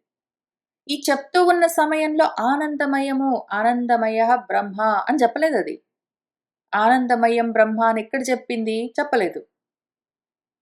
ఆనందమయాన్ని అది అననుకృష తీసుకొనే రాలేదసలు అక్కడికి. ఆ సందర్భంలో దాన్ని మెన్షనే చేయలేదు. బ్రహ్మణః ఏవ భావ అభావ వేదనయోః. బ్రహ్మ, అబ్రహ్మ, ఉండడం, అస్తి, లేకపోవడం, తెలుసుకోవడం, వేదనం, తెలుసుకోకపోవడం అని బ్రహ్మను, వేదము తెలుసుకోవడం, బ్రహ్మను నవేద తెలుసుకోకపోవడము, బ్రహ్మ భావము ఉండడము, అస్తి, బ్రహ్మ అభావము, అబ్రహ్మము అని దాని గురించిన వేదనము తెలుసుకుంటే, అబ్రహ్మం తెలుసుకుంటే, బ్రహ్మ ఉన్నది అని తెలుసుకుంటే అని వాటి గుణదోషాలు కూడా చెప్పింది పైగా. అసత్ బ్రహ్మను నువ్వు వేద తెలుసుకుంటే అసత్ అయిపోతావు అంటే ఇది దోషము. ఒకవేళ నువ్వు బ్రహ్మ ఉన్నదాన్ని ఉన్నట్టు తెలుసుకున్నావంటే నువ్వు ఉండిపోతావు. ఇది గుణము, మంచిది. ఇది మంచిది, ఇది మంచిది కాదు అని గుణదోషాలతో సహా ఎట్లా దాన్ని తెలుసుకోవాలి, భావమా అభావమా అని వీటన్నిటిని చెప్తూ ఉన్నదది. చెప్తూ ఉన్న సమయంలో బ్రహ్మం గురించే మాట్లాడింది. అక్కడికి మళ్ళీ ఆనందమయాన్ని తీసుకొని రాలేదది. అసలు ఆ డిస్కషన్ అక్కడికి క్లోజ్ చేసింది పైన. ఆ చాప్టర్ ఫినిష్ చేసిందది. కావాలనే తెలిసే చేసింది వేదము. కాబట్టి ఇక్కడ బ్రహ్మణః ఏవ స్వప్రధానత్వం ఇతి. కాబట్టి చెప్తూ ఉన్న విషయం బ్రహ్మ గురించే. దానికి స్వప్రధానత్వం ఉన్నది. ఈ బ్రహ్మ ఆనందమయానికి పుచ్చమైతే దీనికి స్వయంగా ప్రాధాన్యత ఎట్లా ఉంటుంది? పక్కదానికి భాగమై ఉంటే అని నువ్వు ప్రశ్నించడానికి వీల్లేదు. చెప్తున్నది బ్రహ్మ విషయం గురించే. కాబట్టి దానికి స్వతంత్రంగా ప్రాధాన్యం ఉంటుంది. అది వేరే దానికి భాగం కాదు. అప్రధానం కాదు. నచ ఆనందమయస్య ఆత్మనః భావాభావశంకాయుక్త ప్రియమోదాది విశేషస్య ఆనందమయస్య సర్వలోక ప్రసిద్ధత్వాత్. పైగా ఇంకోటి కూడా ఆలోచిద్దాము. ఆనందమయమన్న ఆత్మ గురించి కూడా చెప్తుంది. ఈ ఆత్మ అంటే మళ్ళీ పరాత్మ, పరబ్రహ్మ స్వరూపం అనుకోవడానికి వీల్లేదు. ఆత్మ అంటే బ్రహ్మస్వరూపం గాదు. ఆనందమయమన్న రూపం. ఇది భావమా, అభావమా అన్న శంక నయుక్త అవసరం గూడా లేదు. ఆనందమయము ఎప్పుడు ఉంటుందా? ఉండదా? ఆనందమయాన్ని తెలుసుకుంటే మనమేమైపోతాము? ఆనందమయాన్ని తెలుసుకోకపోతే మనమేమైపోతాము? ఆనందమయాన్నే బ్రహ్మం అనుకుంటే మనకెట్లా ఉంటుంది? ఆనందమయాన్ని అబ్రహ్మం అనుకుంటే ఏమవుతుంది? అని ఇన్ని మనం ఆలోచించుకోక్కర్లేదు. ప్రియము, మోదము మొదలైన విశేషాలతో ఉన్న ఆ ఆనందమయము శరీర అవయవాలతోటి ఉన్నది అని సర్వలోక ప్రసిద్ధత్వాత్ మనకు తెలుస్తూనే ఉన్నది గదా! ఎంత ఆనందమయమైనా సరే వాడెంత ఆనందంగా ఉన్నాడండి అంటే వాడు ఒక్కోసారి ప్రియంగా ఉంటాడు, మోదంగా ఉంటాడు, ప్రమోదంగా ఉంటాడు, ఆనందంగా ఉంటాడు, ఏమైనా ఉంటాడు. కానీ వీటన్నిటిని మించింది మాత్రము బ్రహ్మానందము అన్న విషయం మనకెట్లా తెలుస్తుంది మళ్ళీ? ఇక్కడే జెప్పింది మన తైత్తిరీయోపనిషత్తే. అదే కూర్చుంది పాపం డిస్కషన్‌కి. ఇంతా చెప్పింది గాబట్టి దానికి బాధ్యత ఉన్నది గాబట్టి బ్రహ్మానంద మీమాంస చేస్తాను. దీని గురించి బ్రహ్మానందం అంటే ఎంత దూరం వచ్చావు నువ్వు? అన్నమయ కోశము, ప్రాణమయ కోశము, మనోమయ కోశము, విజ్ఞానమయ కోశము, ఆనందమయ కోశం దాకా వచ్చిన తర్వాత, ఆనందమయ కోశంలో మళ్ళీ ఆనందం రకరకాల ఆనందాలుంటాయి. నువ్వు ఆనందమయ కోశం దాకా అంటే ఇప్పుడు శరీరం దాకానే ఉన్నావనుకో, స్థూల దేహం దాకా ఉన్నావంటే నీకెప్పుడు దుఃఖాలు, వ్యాధులు, రోగాలు, జబ్బులు ఇవే ఉంటాయి. ఉండడాలు, చచ్చిపోవడాలు, పుట్టడాలు, చచ్చిపోవడాలు ఇవే ఉంటాయి. పోనీ ప్రాణం అనుకుందావా? నువ్వు దేని మీద ప్రాణం అనుకుంటావో అది పోయిందంటే నువ్వే పోయినంత విలువిల్లాడిపోతావు. పోనీ మనసనుకుందామా? మనసు చచ్చిపోయిందండి అనుకుంటూ, మనసు ఉన్నదండి అనుకుంటూ తిరుగుతావు. పోనీ బుద్ధి అనుకుందామా? నీ బుద్ధి రకరకాలుగా మారుతూ ఉంటుంది. పోనీ వీటన్నిటిని దాటుకుంటూ, దాటుకుంటూ, దాటుకుంటూ, దాటుకుంటూ నువ్వెప్పుడు ఆనందం స్థితిలోనే ఉందామనుకుంటే, ఆ ఆనందం గూడా రకరకాలుగా ఉంటుంది పాపం. నువ్వు నేను అన్నమయ కోశం గాదు, మనోమయ కోశం గాదు, ప్రాణమయ కోశం గాదు, అది గాదు, ఇది గాదు అనుకుంటూ వెనక దాకా వెళ్లి నువ్వు ఆనందమయ కోశం దగ్గరే ఉన్నావనుకో ఇంక దాన్ని దాటకుండా. అక్కడ ఉంటే మాత్రం ఉపయోగమేముంది? దానికి ఆ ఆనందానికి రకరకాల రూపాలుంటాయి. ఆ ఆనందం ఒకసారి ప్రమోదంలాగుంటుంది, ఓసారి ఆనందంలాగుంటుంది, ఓసారి మోదంలాగుంటుంది, ఓసారి ప్రియంలాగా ఉంటుంది, రకరకాలుగా ఉంటుంది. వీటిని కూడా దాటి నువ్వు ఒకవేళ వాటన్నిటికి ఆధారమైన బ్రహ్మం దగ్గరికి వెళ్తే అది బ్రహ్మానందం అవుతుందప్పుడు. ఈ ఆనందానికి నెక్స్ట్ రూపము ఇంకా పర్మనెంట్ రూపం బ్రహ్మానందం. దాని పేరు ఆనందం. అక్కడికి వెళ్ళాలి. ఆ స్వరూపానికి వెళ్ళాలి. కాబట్టి ఈ బ్రహ్మానందం అంటే ప్రియము, మోదము, ప్రమోదం, ఆనందం గాదు. వీటిని మించిన ఆనందం ఒకటున్నది బ్రహ్మానందం అని. దాన్ని తెలుసుకోవాలి అని అది చెప్పడం కోసం, ఆ విషయాన్ని ఎక్స్‌ప్లెయిన్ చేయడం కోసం బ్రహ్మానంద మీమాంస అని ఒక మొత్తము సమూహాన్ని, మంత్ర సమూహాన్ని, మంత్రగ్రామాన్నిచ్చింది మనకు మన ఉపనిషత్తు ఇక్కడ తైత్తిరీయోపనిషత్తు. ఇందులో కొన్ని మంత్రాలు మనకు ఆల్రెడీ తెలుసు. భీష అస్మాత్ వాతః పవతే భీషోదేతి సూర్యః అని చెప్తూ ఇంకా దాన్ని మించి, దాన్ని మించి, దాన్ని మించిన ఒక మనిషి ఉన్నాడనుకో, వాడికన్నా 100 రెట్లెక్కువ గంధర్వ ఆనందము. దాన్ని మించి ఇంకా ఎక్కువ ఏదో దేవానందము. దాన్ని మించి ఇంకా ఎక్కువ పితృలోకానందం. దాన్ని మించి ఇంకా ఎక్కువ ఆ ఆనందం, ఈ ఆనందం అని అన్ని ఆనందాల్ని ఎక్కడ మనం ఇక్కడ ఇంకా అయోమయంగా, ఇక్కడ ఇంకా చాలా అమాయకంగా మనము ఆనందానికి ఇన్నే ఉన్నాయి. ప్రియము, మోదము, ప్రమోదం అని కొంత కొంతే ఉన్నాయనుకున్నాం మనము. ఆనందం, ప్రమోదం, మోదం, ప్రియం ఇంతవరకే కాదు. ఇంకా గంధర్వానందం, దేవానందం, మనుష్యానందం, పితరానందం అని చాలా ఆనందాలు, ఎన్నో ఆనందాలు వర్ణించి చెప్పి ఇంకా బృహస్పతి ఆనందం, ప్రజాపతి ఆనందం, అన్ని ఆనందాలు అయిపోయాక చివరికి బ్రహ్మానందం చెప్పిందది. బ్రహ్మానందం చెప్పింది. ఈ బ్రహ్మానందం అని ఒకటున్నది. సహ ఏకః బ్రహ్మణః ఆనందః అని చెప్పి ఇక్కడికి వెళ్ళాలి అని మార్గం చూపించింది మన ఉపనిషత్తు. ఈ బ్రహ్మానందం దాకా వెళ్ళాలి అని చెప్తూ ఉన్నదది. అక్కడికి వెళ్ళిన తర్వాత ఏమైతుందంటే నాకు తెలీదన్నది వేదం. అక్కడికి వెళ్ళిన తర్వాత ఏమైతుందండి వేదం గారు అంటే, నాకు తెలీదండి అన్నది మన తైత్తిరీయ ఉపనిషత్తు వేదం గారు. ఆడికెళ్ళాక ఏమైతుందో అక్కడికెళ్తే అదే అయిపోతాం ఇంకా. అక్కడికెళ్ళిపోయిన తర్వాత చెప్పేదేం లేదు. నేను ఇంతవరకే చెప్పగలను. ఇంక ఇక్కడి నుంచి వెనక్కెళ్ళిపోతున్నాను. నువ్వు ఇంక అక్కడి నుంచి జాగ్రత్త మరి నువ్వు ముందుకు వెళ్ళు. నువ్వు వెళ్ళి అదే అయిపోవు. నువ్వు జాగ్రత్తగుండు.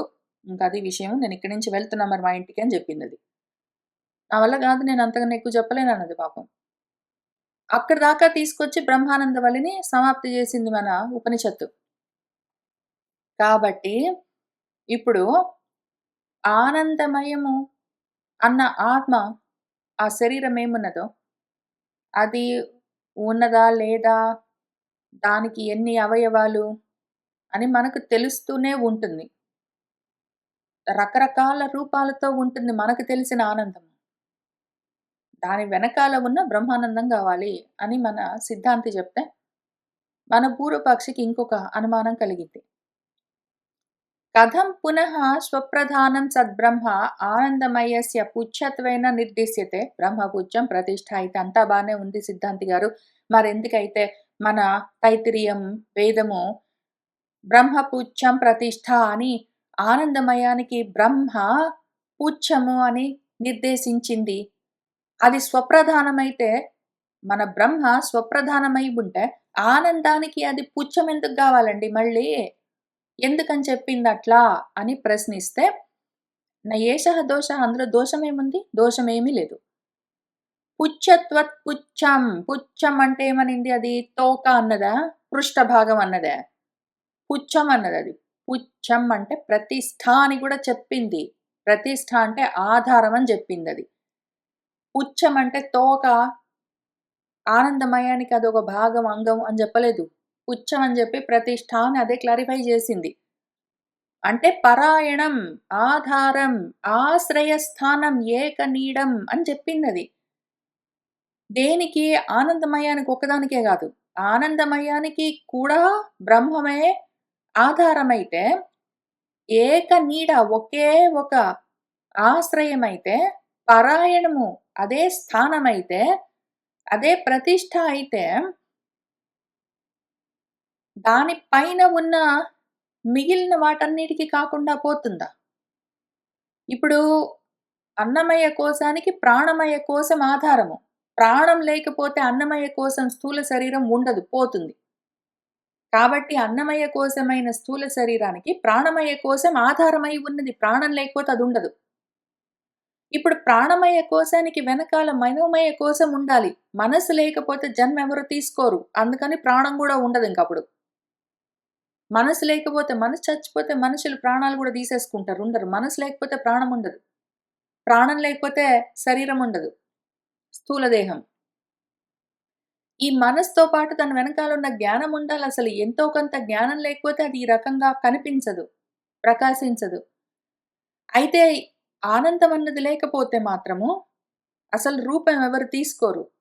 అంతా మొత్తమే కంప్లీట్‌గా శోకం ఉంటే ఎవ్వడు అసలు బ్రతికుండడు. వీటన్నిటికి ఒకదానికొకటి ఆ పైన ఉన్నదానికి దాని కింద ఉన్నది ఆధారమై ఉన్నది సపోర్ట్ సిస్టమ్. వీటన్నిటికి కింద ఉండి ఒక్కటి అల్టిమేట్ సపోర్ట్ ఏదున్నదో దాని గురించి మనం చెప్పుకుంటున్నాము. అంతేగాని దీని పైన ఉన్నదానికి ఇది పుచ్చం గాదు. పైన ఉన్న అన్నిటికి ఇది కింద ఉన్నది బ్రహ్మము ఆధారమై ఉన్నది అని గదా చెప్పుకుంటున్నది. పైగా లౌకికస్య ఆనందజాతస్య బ్రహ్మానందః ఇతి ఏతదనేన వివక్ష్యతే న అవయవత్వం. బ్రహ్మానందమన్నది లౌకికమైన ఆనందాలన్నిటికీ కూడా ఆశ్రయం. నీకు నిజంగా దేని గురించైనా ఆనందం అనిపిస్తున్నదంటే దానికి ఏమి కారణము? పరబ్రహ్మం ఉన్నది గాబట్టే నీకు ఆ ఆనందం తెలుస్తున్నది. బ్రహ్మానందం ఉన్నది గాబట్టే నీకు జనరల్ లౌకికమైన ఆనందాలు తెలుస్తున్నాయి. నీకొకవేళ అంత సాధన ఉండి వెనక్కి తిరిగావంటే లౌకిక ఆనందాలన్నిటిని దాటుకుంటూ అందుకే మన ఉపనిషత్తు ఇక్కడ దాన్ని మించి ఇదుంది, దీన్ని మించి అదుందని ఇన్ని బ్రహ్మానంద మీమాంస చేస్తూ ఒకదాన్ని మించి, ఒకదాన్ని మించి, ఒకదాన్ని మించి, ఒకదాన్ని మించి ఎందుకు ఇంత తాపత్రయపడి అది ఇన్ని ఆనందాలు చెప్పుకుంటూ పోయిందంటే, ఈ ఆనందాలన్నీ లౌకిక ఆనందాలన్నీ నువ్వు దాటుకుంటూ పోతే, చివరికి మిగిలిన పరమానందం ఒకటున్నది. అది బ్రహ్మానందము. అక్కడికి వెళ్ళొచ్చు అని చెప్పడం కోసమే. ఈ బ్రహ్మానందమే లేకపోతే, ఇది ఆధారం కాకపోతే, లోకంలోని ఆనందాలేవి తెలియవు. లోకంలోని ఆనందాన్ని నువ్వు అనుభవిస్తున్నావు అంటే, బ్రహ్మానందం అన్న ఆధారం ఉన్నది కాబట్టే. అయితే నువ్వు బ్రహ్మానందాన్ని వదిలిపెట్టుకొని లౌకికానందాల్ని కావాలని కోరుకుంటే అది నీ ఇష్టము. కానీ వాటికి కూడా ఆధారం బ్రహ్మానందమే. కాబట్టి బ్రహ్మము ఆనందమయ కోశానికి అవయవం గాదు. దానికి ఆధారము. దానికి కూడా ఇదే ఆధారము. ఏతస్య ఏవ ఆనందస్య అన్యాని భూతాని మాత్రాం ఉపజీవంతి అని అదే మళ్ళీ బృహదారణ్యకోపనిషత్తు చెప్తూనే ఉన్నది. శృత్యంతరం వేరే శృతిలో బృహదారణ్యకంలో ఏం చెప్పింది? ఆనందస్య ఈ ఆనందం పైనే ఆధారపడి అన్యాని భూతాన్ని మిగిలిన ప్రాణులన్నీ జీవిస్తూ ఉన్నాయి. ప్రాణులన్నీ ఉండాలి అంటే ఆ ఆనందం ఉండాలి. ఏ ఆనందం? బ్రహ్మానందం ఉండాలి. అసలు ఆనందం అన్నది తెలియకపోతే ప్రాణులు బ్రతికుండలేవు. अपि च आनन्दमयस्य ब्रह्मत्वे प्रियादि అవయవత్వేన సవిశేషం బ్రహ్మ అభ్యుపగంతవ్యం. మరైతే సిద్ధాంతి గారు ఆనందమయము బ్రహ్మము అనుకుంటే, ఆనందమయానికి బ్రహ్మతో సహా ప్రియము మొదలైన అవయవాలున్నాయనుకుంటే, ఏ రకంగా అనుకున్నా గూడా బ్రహ్మము సవిశేషమవుతుంది గదండీ! దానికి అంగాలుంటాయి గదా! బ్రహ్మ సవిశేషంగా ఉన్నది అని అభ్యుపగంతవ్యం తెలుసుకోవలసి ఉంటుంది గదా! అంటే అవసరం లేదు.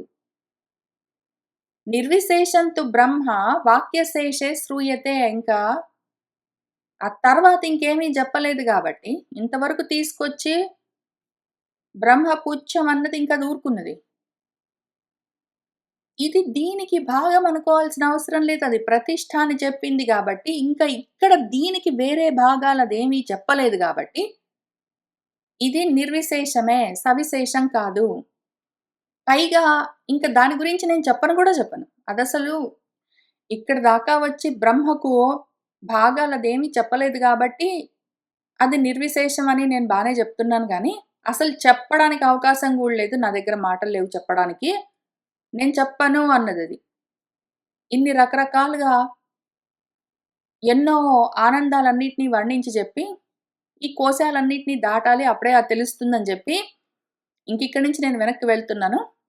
నిన్నింత దూరం తీసుకొనొచ్చాను గదా! ఇక్కడి నుంచి నువ్వే ముందుకు వెళ్ళని జెప్పింది. అది వెనక్కి వెళ్ళిపోయింది. ఇంకది చెప్పలేదు. దానికి కూడా తెలీదు.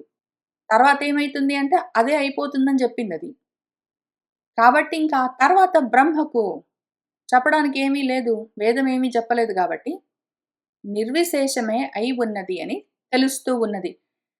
వాక్ మనసయోః అగోచరత్వ అభిధానాత్ యతో వాచో నివర్తంతే అప్రాప్య మనసా సహ ఆనందం బ్రహ్మణో విద్వాన్న బిభేతి కుతశ్చన ఇతి అని చెప్పుకుంటూ వచ్చింది గదా!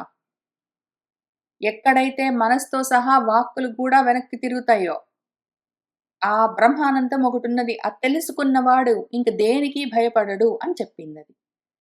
కాబట్టి బ్రహ్మానికి విశేషాలు, భాగాలు, అంగాలున్నాయని ఎట్లా చెప్తాము? అది నిర్విశేషమే.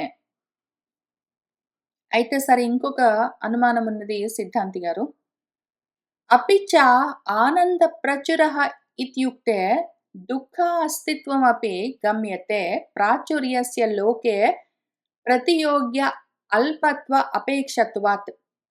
తథా చ సతి యత్ర నాన్యత్ పశ్యతి, నాన్యత్ శృణోతి, నాన్యత్ విజానాతి సహ భూమా ఇతి భూమ్ని బ్రహ్మణి తద్వ్యతిరిక్త అభావ శృతిరూపరుజ్యేత. మరైతే ఇంకొక ప్రశ్న వేస్తాను. ఆనందమయ కోశాన్ని చూపిస్తూ మీరు అదేదో అర్ధజరతి న్యాయంలో లాగా అన్నమయ కోసం, ప్రాణమయ కోసం, మనోమయ కోసం, విజ్ఞానమయ కోశాల్లో చెప్పిన మయము, మయము, మయము అన్నది ఆ మయట్ శబ్దము వికారార్థంలో వాడాలి. కానీ ఆనందమయ కోశంలో చెప్పిన దాన్ని, ఆ మయాన్ని వికారార్థకంగా కాకుండా ప్రాచుర్యార్థంలో మనం స్వీకరించాలి అని చెప్తే నాకింకొక అనుమానం ఉన్నదండి. ఆనందాన్ని, ఆనంద ప్రచురము అన్నదాన్ని మయము, ఆనందమయము అన్న దాంట్లో మయము అన్నదాన్ని ప్రాచుర్యం అన్న దాంతో మీరు వాడదలుచుకుంటే బాగా ఎక్కువగా ప్రచురంగా ఉన్నది అండి అంటే చాలా ఎక్కువగా ఉన్నది అని అర్థం అని చెప్పారు గదా!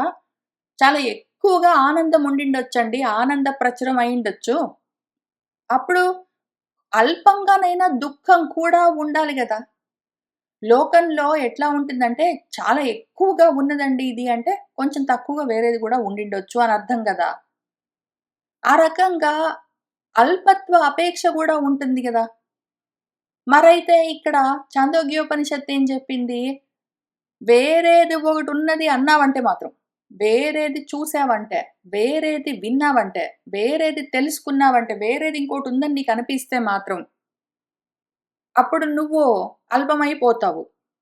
ఇంక వేరేదేది లేదు.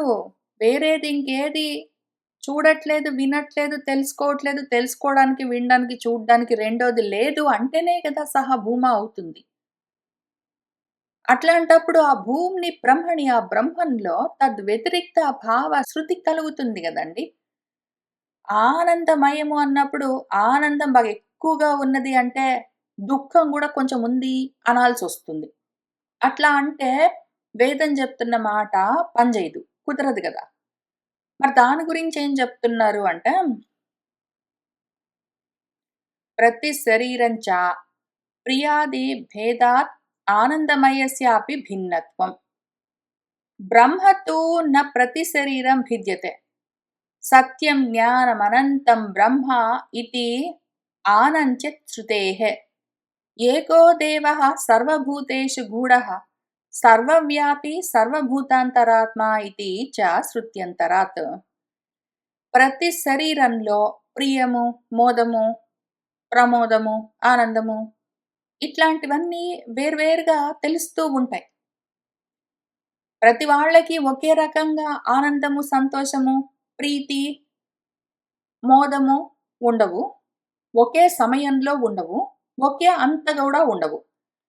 కొంతమందికి వేరే వేరే సమయంలో వేరే వేరే అంత ఆనందమో, సంతోషమో, ప్రియమో, ప్రీతో కలుగుతూ ఉంటుంది. కాబట్టి అదంతా ఆనందమయం యొక్క లక్షణము. ఈ ప్రియాది భేదాలతో ఉన్న ఆనందమయానికి గూడా ప్రతి శరీరంలో భేదాలన్నీ ఉంటాయి. నతో బ్రహ్మ ప్రతి శరీరం భిద్యతే. వేరే వేరే శరీరాల్లో బ్రహ్మ వేరే వేరే రకంగా ఎట్లా ఉంటుంది? బ్రహ్మానందం అందరిలో ఒకటేలాగా ఉంటుంది. తెలుసుకోవాలి కానీ. విచిత్రం ఏంటంటే ఆనందం ఎంత ఆనందం మనం సాధించినా గూడా, ఆ ఆనందం ఇవాళున్నట్టు రేపుండదు, పొద్దున్నట్టు సాయంత్రం ఉండదు, నాకున్నట్టు మీకుండదు. అది దేశకాల పరిస్థితులకు మనిషికి మారిపోతూ ఉంటుంది. కాబట్టి తెలుస్తున్నదేమి? మనం అనుభవిస్తున్నది మాక్సిమం ఆనందమయ కోశం దగ్గర ఆనందాన్ని కావాలంటే అనుభవించొచ్చు. మెలుకున్నప్పుడో, స్వప్నావస్థలోనో ఏదో రకము మోదమో, ప్రమోదమో, ప్రీతో మనము తెలుసుకోవచ్చు. సుషుప్తి అవస్థలో కావాలంటే ఆనందాన్ని అనుభవించొచ్చు. కానీ అప్పుడు అనుభవించామని తెలీదు. మేలుకున్న తర్వాత చాలా సంతోషంగా నిద్ర పట్టిందండి. ఎంతో ఆనందంగా ఉంది అని కావాలంటే చెప్పుకోగలము. అవి కూడా మనిషికి మారిపోతాయి. కానీ ఎవడైతే వీటిని కూడా దాటుతాడో, ఎవడైతే ఈ రకరకాల ఆనందాలను, సంతోషాలను, మోదాలను వాటిని వీటిని దాటుతాడో, అదిగో వాడు దాటుతున్నాడు, అదిగో వాడు దాటుతున్నాడని మన వేదం చెప్తూ ఉన్నది గదా! ఏం చెప్తున్నది పాపమది? ఇదిగో వాడున్నాడు గదా! వాడు అన్నమయ ఆత్మను దాటుతున్నాడు. అంటే ఆరోగ్యం బాగుందండి. ఈ మధ్యన ఏం జబ్బులేమీ లేవు. చాలా సంతోషంగా ఉంది. అని ప్రతిరోజు అదే చెప్తూ ఉన్నవాడు అక్కడే ఉంటాడు. దానిదేముందిలెండి పోనీలెండి. శరీరం ఉన్నదంటే జబ్బులు రావా? వస్తే వచ్చాయి పోనీయండి. ఏదో ఆరోగ్యం బానే ఉన్నది. ఏదో ఉన్నంత వరకు నడుస్తున్నది. ప్రాణం బానే ఉందండి ఇవాళ అని వాడన్నాడంటే అన్నమయ్య కోశాన్ని దాటి అబ్బా! ఆకలేస్తుందండి. అసలేమి మనసు బాలేదు. అబ్బా! చాలా దాహంగా ఉందండి. అవన్నీ అంటూ ఉన్నవాడు ఇక్కడే ఉంటాడు. అయితే వాడొకవేళ ఆకలిని, దప్పికని కూడా దాటుతున్నాడనుకోండి, వాడు ప్రాణమయ కోశాన్ని దాటుతున్నాడనర్థం. ఎంతసేపు వాడు ఆరోగ్యం బాలేదండి, తలకాయ నొప్పిగా ఉంది, అబ్బా! వీపు నొప్పండి, పొద్దున్నుంచి ఏంటోనండి అని వాడు చెప్పుకుంటూ తిరిగాడంటే, వాడు అన్నమయ కోశంలోనే తిరుగుతున్నాడు. అన్నమయ కోశంలోని ఆనందాన్ని మాత్రమే పొందుతున్నాడు. ఇవాళండి పొద్దున సాంబార్ చాలా కుదిరిందండి. చాలా సంతోషంగా ఉంది తింటే అని జెప్పాడంటే, వాడక్కడే ఆనందమయ కోశం వరకు ఎక్కడికెళ్ళాడు వాడు? అన్నమయ కోశం దగ్గరే తిరుగుతున్నాడు. వాడి ఆనందమంతా అన్నమయ కోశం దగ్గరుంది. అయితే వాడు దాన్ని గూడా దాటి బాగా ఆకలేస్తుందండి. చాలా దాహంగా ఉందండి అని అక్కడక్కడే తిరిగాడంటే వాడు ప్రాణమయ కోశంలోనే ఉంటాడు. అబ్బా! మంచినీళ్ళు తాగితే ప్రాణం లేచొచ్చినట్టుందండి అన్నాడంటే వాడు ప్రాణమయ కోశంలోని ఆనందాన్ని పొందుతున్నాడు వాడు. అది మీరు చెప్పిన మాట వింటే మనసుకి ఎంత సంతోషంగా ఉందండి అని వాడన్నాడంటే మనసు దగ్గర ఆనందాన్ని పొందుతున్నాడు. ఈ విషయం బాగా అర్థమయిందండి. దీంతో నాకు చాలా సంతోషంగా ఉంది అన్నాడంటే వాడు విజ్ఞానమయం దగ్గర ఆనందాన్ని పొందుతున్నాడు. అసలు వీటితోటి సంబంధం లేదు. ఏమి తిన్నాము, ఎక్కడ ఉన్నాము, ఏం అర్థమైంది, ఏం అర్థం కాలేదు, ఎవడు మాట్లాడాడు, ఎవడు మాట్లాడలేడు వీటితోటి సంబంధం లేదు. వాడి పాటికి వాడు జనరల్‌గా ఆనందంగా ఉన్నాడంటే, వాడు ఆనందమయ కోశం దగ్గర ఆనందాన్ని అనుభవిస్తున్నాడు అని తెలుస్తుంటుంది. అయితే ఇప్పుడు వీడు ఇక్కడ ఉన్నా గూడా ఈ ఆనందం ఎప్పుడు కంటిన్యూయస్‌గా ఒకటేలాగా ఉంటుందని చెప్పలేము. ఎవరైతే దీన్ని కూడా దాటుతాడో దీన్ని కూడా దాటి ఉంటాడో, వాడి ఆనందం ఎట్లా ఉంటుందో, ఇంక పక్కన వాడు గూడా ఇవన్నీ దాటుకుంటూ ఇక్కడికొచ్చేసాడనుకోండి, వాడికి గూడా అదే ఆనందం ఉంటుంది. ఇంకొకడెవరో వేరే దేశం లేదు, కాలం లేదు, పరిస్థితి లేదు, మనిషి లేదు, జంతువు లేదు. వాడివన్నీ దాటుకుంటూ ఇక్కడికొస్తే వాడి ఆనందం గూడా అంతే ఉంటుంది. ఎవరైనా సరే ఇక్కడ అన్నమయ్య కోశం దగ్గర నుంచి ఆనందమయ్య కోశం దాకా ఎక్కడ ఉన్నా సరే ఉపాధులను బట్టి ఆ ఆనందాలు మారుతూ ఉంటాయి. అయితే ఈ 5 కోశాలు దాటి ఎవడైతే వెళ్ళాడో, ఆ రకంగా వెళ్ళిన వాళ్ళకి కలిగే బ్రహ్మానందం అంతా ఒకటేలాగుంటుంది. ఇంక అందులో రకాలు లేవు, భాగాలు లేవు, ఇంక ఎక్కువ లేదు, తక్కువ లేదు, అల్పం లేదు, భూమం లేదు. అక్కడి దాకా వెళ్తే అందరికీ ఒకటే ఆనందం. అంతా వాళ్ళదే అయ్యి ఉంటారింక. ఆనందం అయి ఉంటారు. ఆనందాన్ని అనుభవించడం గాదు. అక్కడి దాకా వెళ్లారంటే ఇంక అందులో ప్రతి శరీరానికి వేరు వేరు ఆనందం ఏం లేదు. బ్రహ్మ అంతా ఒకటే ఉంటుంది. తెలుసుకోగలిగిన వాళ్ళకి తెలుస్తుంది. తెలియని వాళ్ళకి తెలియదు అంతే గాని, తెలుసుకున్న వాళ్ళకి మళ్ళీ ఎక్కువ ఆనందం, తక్కువ ఆనందం, ఎక్కువ బ్రహ్మానందం, తక్కువ బ్రహ్మానందం ఉండదు. తెలుసుకున్నాడంటే ఒకటే బ్రహ్మానందం. ఇంక వాడు ఆ బ్రహ్మానందం అయి ఉంటాడు. తెలియనంత వరకే హెక్కుతగ్గులన్నీ ఉంటుంటాయి. అవన్నీ ఒకవేళ ఎంత దూరం వెళ్ళినా ఆనందమయం వరకు వెళ్ళినా గూడా, అందులో గూడా మళ్ళీ ప్రతి శరీరానికి వేరు వేరు ప్రియము మొదలైన ఆనందాలన్నీ కలుగుతూ ఉంటాయి. ఈ విషయం మనకెట్లా తెలుస్తుంది అంటే, సత్యం జ్ఞానమనంతం బ్రహ్మ అని మన శృతి వేదము అనంతము. ఆ ఆనందము అనంతము, అనంతము అని చెప్తుంది. అంతు ఉంటే గదా! దానికి దుఃఖమని ఇంక రెండోది మొదలవ్వడానికి. ఇప్పుడు ఈ ఆనందం ఇంత ఉన్నది. ఇప్పుడు నీ ప్రశ్నేంటి పూర్వపక్షి? ఆనందము ప్రచురంగా ఉండాలి అంటే దుఃఖం కొంచెం అల్పంగానైనా గూడా ఉండాల్సిందే గదండీ! అంటివి గదా! దుఃఖం గూడా అస్తి కదండీ మరి అల్పంగానైనా గూడా. ఆనందం ప్రచురంగా ఉంటే ఉన్నది, దుఃఖం అల్పంగానైనా ఉండాలి గదా! అంటే ఉండదు. ఈ బ్రహ్మానందానికి అంతు లేదు. అది అంతమైతే గదా! దుఃఖం అని రెండోది మొదలవ్వడానికి. దీనికి అంతే లేదు. దీనికి స్టాపింగ్ పాయింట్ లేకపోతే, దీనికి స్టాప్ పాయింట్ లేకపోతే, దుఃఖం అన్నదానికి స్టార్ట్ పాయింట్ ఎక్కడుంటుంది? అది సత్యం, జ్ఞానం అనంతం అని జెప్పింది. ఏకః దేవః సర్వభూతేషు గూఢః. ఒక్కటే ఉన్నదది. ఈ దేవం అన్న దానికి ఒక 6 రకాల అర్థాలను మన శంకర్ల వారు విష్ణు సహస్రనామంలో రాశారు. వచ్చే వారం చూపిస్తాను. మళ్ళీ ఇక్కడికొచ్చినప్పుడు మన బ్రహ్మసూత్రాలు చూపించినప్పుడు దేవః అన్న చోట ఆ దేవం అన్న దానికి ఎన్ని అర్థాలు చెప్పారాయన, అది చూపించి అక్కడి నుంచి ముందుకు వెళ్దాం మనం. అదొకటున్నది ఏకః దేవః. సర్వభూతాల్లో గూఢంగా, నిగూఢంగా ఉంటుంది. సర్వవ్యాపకమై ఉంటుంది. సర్వభూతాల్లో అంతరాత్మగా ఉంటుంది అని శ్వేతాశ్వతర ఉపనిషత్తు చెప్తూ ఉన్నది మనకు. కాబట్టి మనకేమర్థమైంది? ఆనందమయ కోశం దాకా వెళ్తే గూడా ఆనందాలన్నీ మనిషి మనిషికి వేరేగుండొచ్చు, ఎక్కువ తక్కువలుండొచ్చు, మాటి మాటికి మారిపోవచ్చు దేశకాల పరిస్థితుల్ని బట్టి. బ్రహ్మానందం దాకా వెళ్ళావంటే మనిషి మనిషికి రకరకాల బ్రహ్మానందాలుండవు. ఒకటే ఉంది, అదే అయి ఉంటావు నువ్వు. అని చెప్తే అప్పుడు మన పూర్వపక్షి ఏమంటున్నారంటే, ఇంకా తర్వాత మళ్ళీ మన సిద్ధాంతి ఏం చెప్తున్నారంటే మనకు, నచ్చ ఆనందమయస్య అభ్యాసః శ్రూయతే. ఇంకొక రకంగా గూడా దీన్ని చూద్దాము. ఇక్కడ మన ఉపనిషత్తు ఒక్క చోట చెప్పింది. మొత్తం ఇన్ని ఉపనిషత్తుల్లో మనకు ఆనందమయమని ఒక చోటున్నది. ఇక్కడ మన తైత్తరీయ ఉపనిషత్తులో ఒక చోట ఆనందమయము అని ఈ కోశం గురించి అది విచారిస్తూ ఉన్నది.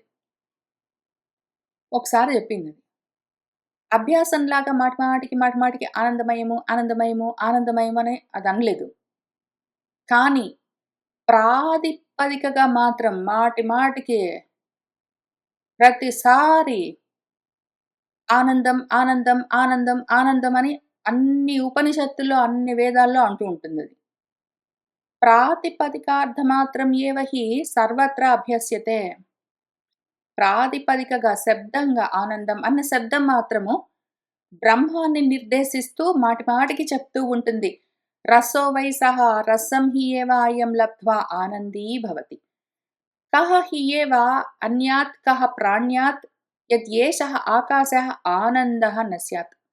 సా ఏషా ఆనందస్య మీమాంసా భవతి. ఆనందం బ్రహ్మణః విద్వాన్ న బిభేతి కుతశ్చన ఇతి.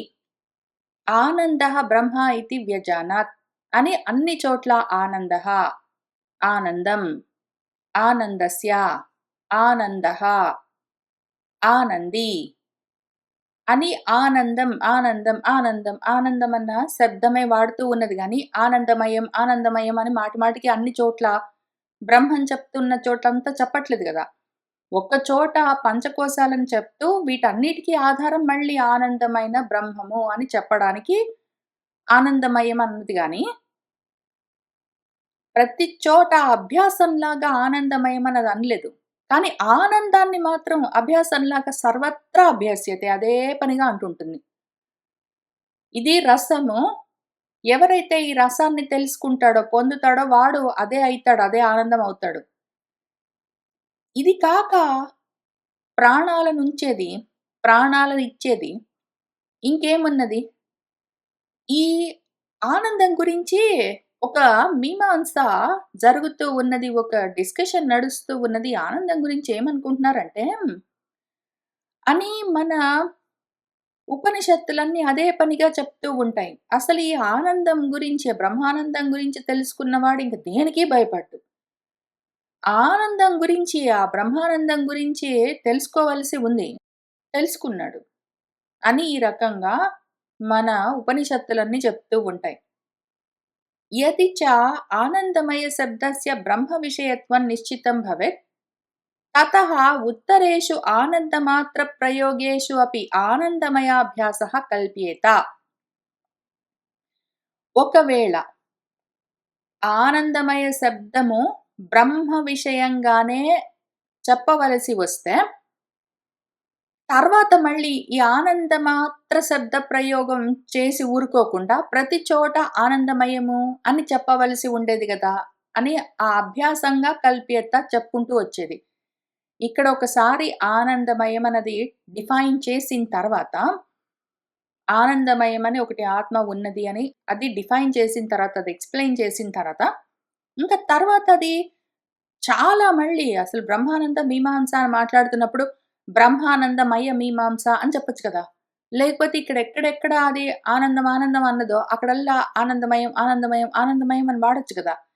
ఇంకెక్కడ వాడలేదది. ఆనందమయం ఒక చోట వాడింది. ఒక పర్పస్ కోసం, ఒక విషయాన్ని ఎక్స్‌ప్లెయిన్ చేయడం కోసం చెప్పింది. ఇంకా తర్వాత దాన్నక్కడికి ముగించింది. మళ్ళీ బ్రహ్మం గురించి ఆనందంగా చెప్తూ వస్తూ ఉన్నదది.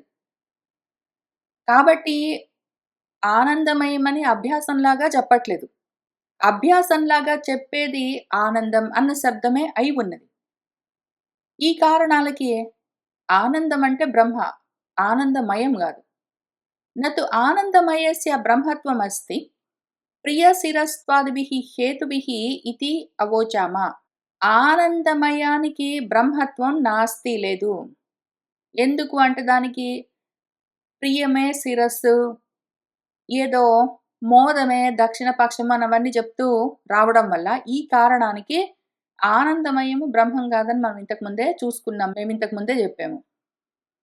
తస్మాత్ శృత్యంతరే వేరే ఉపనిషత్తులో గూడా ఏం చెప్తారంటే బృహదారణ్యకంలో విజ్ఞానం ఆనందం బ్రహ్మ అన్నది. విజ్ఞానం ఆనందమయం బ్రహ్మ అనలేదు.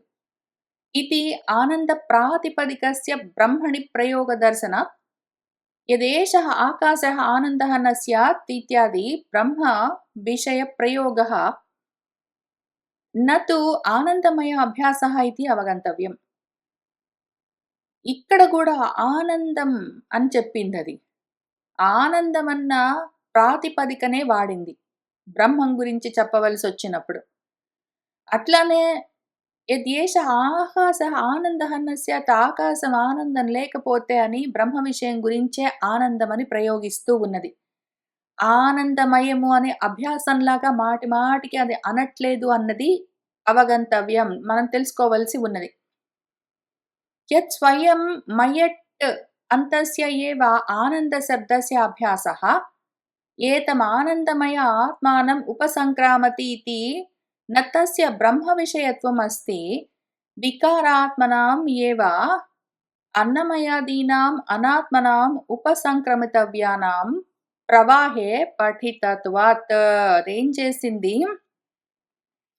ఇంతకు ముందు గూడా మనము ఈ ప్రవాహం గురించి చూసుకున్నాము. అన్నమయం, ప్రాణమయం, మనోమయం, విజ్ఞానమయం అన్న ప్రవాహంలోనే ఆనందమయాన్ని గూడా తీసుకెళ్ళి అది కలిపింది గాబట్టి, అందులోనే పడేసింది గాబట్టి, ఆ ప్రవాహంలో ఇది గూడా కొట్టుకొని పోతున్నది అదే అనాత్మల్లో నుంచి అనాత్మగా అని మనం ఇంతకు ముందు జూసుకున్నాం గదా! అదే మళ్ళీ చూద్దాము. వికారం లాగానే జెప్పిందది. దీన్ని కూడా వాడు దాటవలసి ఉన్నది అని వాడు గూడా ఈ అన్నమయాది కోశాలను దాటినట్టే అనాత్మమయాలైన అన్ని కోశాలతో పాటు ఆనందమయ కోశాన్ని కూడా దాటుతూ ఉన్నాడని, ఈ దాటవలసిన ప్రవాహంలోనే తీసుకెళ్ళి ఈ లిస్ట్‌లో పడేసిందది. అన్నమయ కోశం, ప్రాణమయ కోశం అన్నీ వాడు ఉపసంక్రామతి అని చెప్తూ, ఆనందమయం ఆత్మానం ఉపసంక్రామతి అని గూడా జెప్పిందది. కాబట్టి దీనివల్ల కూడా ఆనందమయం అంటే బ్రహ్మ గాదు. ఆనందం అంటే బ్రహ్మ అని చెప్తే ఇక్కడ నన్ను ఆనందమయస్య ఉపసంక్రమితవ్యస్య అన్నమయాదివత్ బ్రహ్మత్వే సతి నయేవ విదుషః బ్రహ్మప్రాప్తి ఫలం నిర్దిష్టం భవేత్. పోనీ అట్లా అనుకున్నామనుకో, ఆనందమయాన్ని కూడా వాడు దాటాలి అంటే అన్నమయ కోశంలాగా, అప్పుడు అబ్రహ్మత్వం అయిపోతే అన్నీ ఒకే విధంగా అన్నమయ కోశం లాగానే అన్నమయ కోశం దగ్గర నుంచి ఆనందమయ కోశం వరకు అన్నీ అబ్రహ్మలైపోతే, అప్పుడు ఈ జ్ఞానికి బ్రహ్మప్రాప్తి ఫలమని ఎట్లా జెప్తాము? ఏది బ్రహ్మప్రాప్తి ఫలము? అది దాటు, ఇది దాటు, ఇది దాటు, ఇది దాటు, ఇది అన్నీ దాటు, దాటు, దాటు అంటే దాటుతాడు. మరి ఇది గూడా దాటేసాడంటే, ఆనందమయాన్ని గూడా దాటేసాడంటే, మరింక వాడికి బ్రహ్మప్రాప్తి ఫలం ఎట్లా? అని మన పూర్వపక్షి అడిగితే సిద్ధాంతి ఏం చెప్తున్నారంటే, నయేషః దోషః అందులో తప్పేం లేదు. దాటు దాటంటే దాటమంటుంది మరి. ఎందుకంటే చివరికొకటున్నది గదా! అక్కడికి చేరాలి అందుకని. ఆనందమయ ఉపసంక్రమణ నిర్దేశేన ఏవ ఆనందమయాన్ని కూడా దాటు, దాటు, దాటు అని అది నిర్దేశిస్తున్నది, ఆదేశిస్తున్నది గదా! ఉపదేశిస్తున్నది మన వేదము. దానితో పుచ్చ ప్రతిష్ఠాభూత బ్రహ్మప్రాప్తేః ఫలస్య నిర్దిష్టత్వాత్ అదప్పుడు ఏం చెప్తున్నది? ఇది కూడా దాటు, దాటు, దాటని ఎందుకు చెప్తున్నది? దాటి ఎక్కడికెళ్ళి కూర్చోవాలి? ఇక్కడ బ్రహ్మమని ఒకటున్నది. వీటన్నిటికి పుచ్చం ప్రతిష్ఠ అయి ఉన్నది. అక్కడికెళ్ళు, అక్కడికెళ్ళని చెప్తున్నది. అందుకని ఆనందమయాన్ని దాటన్నదది. ఆనందమయం దగ్గరే ఉన్నావంటే బ్రహ్మం దగ్గరికెట్లా వెళ్తావు? అందుకని ఆనందమయాన్ని కూడా దాటు అని చెప్పవలసొస్తుంది మరి దానికి. ఫలమేది? అంటే ఆ బ్రహ్మం ఫలము. అయ్యా! ఎక్కడున్నావింత దూరము? తదపి ఏషः శ్లోకः భవతి యతో వాచో నివర్తంతే ఇత్యాదినా చ ప్రపంచమానత్వాత్ ఎంత దూరము ప్రవచించిందది. ఎంత సుదీర్ఘంగా ప్రవచించింది. తదపి ఏషः శ్లోకः భవతి అన్నది. అన్నాకేం జెప్పింది? ఇది తెలుసుకున్నావంటే అదే అవుతావు. అసత్తుని తెలుసుకుంటే. నువ్వు ఆనందమయ కోసం దాకా తెలుసుకున్నా గూడా అసత్తే అవుతావు. దాన్ని దాటావంటేనే బ్రహ్మ ప్రతిష్ఠ దాకా వచ్చావంటేనే మాత్రం ఆధారం. అసలు మూలాధారం ఎక్కడుంది? అన్నిటికి మూలమేదో, కారణమేదో తెలుసుకుంటేనే అదవుతావు. అని చెప్తూ ఇంకా అది చెప్పి, చెప్పి, చెప్పి, చెప్పి ప్రపంచించి, ప్రపంచించి, ప్రపంచించి, ప్రవచించి, ప్రవచించి, ప్రవచించి చివరికి కాబట్టి ఇవన్నీ దాటు. నేను కష్టపడి ఇన్ని అనువాకాల్లో నీకు రకరకాలుగా ఎక్స్‌ప్లెయిన్ చేసి బాగా ఎక్కువగా వర్ణించి, వర్ణించి, వర్ణించి అన్నమయం దగ్గర నుంచి చెప్పుకుంటూ వస్తే అవన్నీ పట్టుకొని కూర్చోమని గాదు. వాటన్నిటిని వర్ణిస్తూ ఉంటే ఏది చెప్తుంటే దాన్ని పట్టుకొని కూర్చోకు. వర్ణించి చెప్తూ ఉంటే చూసుకో, దాటుతూ ఉండు, చూసుకో, దాటుతూ ఉండు, చూసుకో, దాటు. అదిగో అరుంధతి నక్షత్రం అంటే నీకు వెంటనే తెలియట్లేదనుకో, ఆ పక్కనున్న పెద్ద పెద్ద నక్షత్రాలన్నిటిని బాగా ఎక్కువగా ప్రకాశిస్తున్నట్టుగా కనిపిస్తున్న వాటిని ముందు చూపించి, "అది చూసావా? హ్మ్. అది గాదు. దాని పక్కన. ఇంక అది చూసావా? దాని పక్కన. అది చూసావా? అది" అని చూపించినట్టే, నీకు బాగా కళ్ళకు గట్టిగా కనిపించేదేమి నీ స్థూల దేహం కనిపిస్తుంది. దాని తర్వాత పోనీ ప్రాణం తెలుస్తుంది. ఉన్నాడో, పోయాడో. దాని తర్వాత ఏదో మనసనిపిస్తుంది. ఏదో బుద్ధి తెలివితేటలనిపిస్తాయి. ఏదో సంతోషం అనిపిస్తుంది. నీకిట్లా తెలిసే వాటిని చూపిస్తూ అది కాదు వెనక్కి వెళ్ళు, అది కాదు వెనక్కి వెళ్ళని చెప్తున్నాను నేను. ఏది చూపిస్తే అది పట్టుకొని కూర్చోవడం కోసం అవన్నీ చూపించట్లేదు. అందుకు గాదు. అందుకని ఫలమేమి అంటే బ్రహ్మము ఫలము. ఆనందమయ కోశం గాదు. తదపి ఏషః శ్లోకः భవతి యతో వాచో నివర్తంతే అని చెప్పుకుంటూ, చెప్పుకుంటూ అది దాన్ని ఎంత ప్రవచించింది పాపము. ఎంత దూరం చెప్పుకుంటొచ్చింది. యాతు ఆనందమయ సన్నిధానే సహ అకామయత బహుశ్యాం ప్రజాయేయ అయితే అదేం చేసింది? ఆనందమయం చెప్పుకుంటూ అసలు ఫస్ట్ చాలా అవుతాను అనుకున్నది అని మొదలుపెట్టి ఆ శృతి అని ఉదహరిస్తూ సాది బ్రహ్మపుచ్చం ప్రతిష్ఠ అని అక్కడి దాకా తీసుకొనొచ్చి సన్నిహితతరేణ బ్రహ్మణ సంబధ్యమాన నా ఆనందమయస్య బ్రహ్మతాం ప్రతిబోధయతి. అది ఆనందమయాన్ని చెప్పడం కోసం మొదలుపెట్టలేదు.